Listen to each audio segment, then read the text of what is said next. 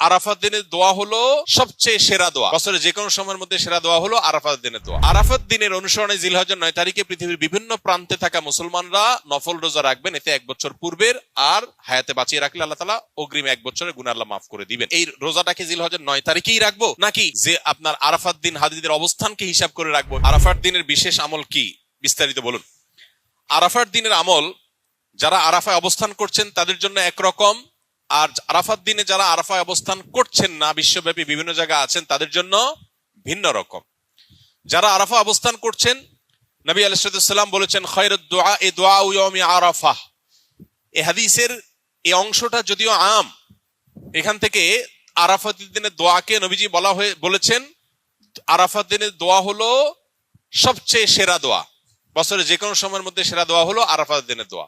যদিও আরাফাতের ময়দানে হাজিদের দোয়া কবুল হয়, ফেরত দেওয়া হয় না, বহু হাদিস আছে। যেহেতু হাদিসে আরাফাতের দিনের দোয়াকে সেরা দোয়া বলা হয়েছে, আমরা যদি দূর থেকে আল্লাহর কাছে দোয়া করি, আশা করতে পারি আল্লাহর কাছে, আশা করতে অসুবিধা না যে আল্লাহ তাআলা দোয়া হয়তো কবুল করবেন।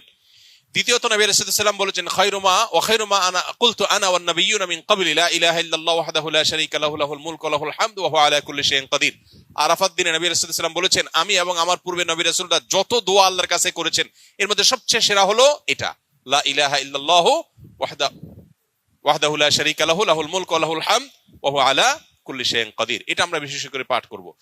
আরাফাত দিনে হাজী সাহেবদের জন্য রোজা রাখা নিষেধ, বেশি বেশি দোয়া করবেন তারা, তাদের জন্য করণীয় আমলগুলো।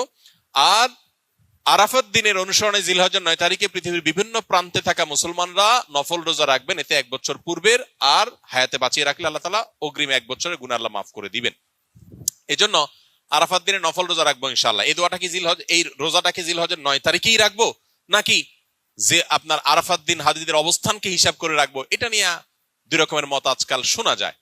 তবে আরাফাত দিনে হাজিরা অবস্থান করছেন হুবহু ওইটার সাথে মিল রেখে গোটা বিশ্বে আসলে ওই দিনে একই সময় রোজা রাখা এটা সব ক্ষেত্রে সম্ভব না, ভৌগোলিক ভাবে এটা সম্ভব না।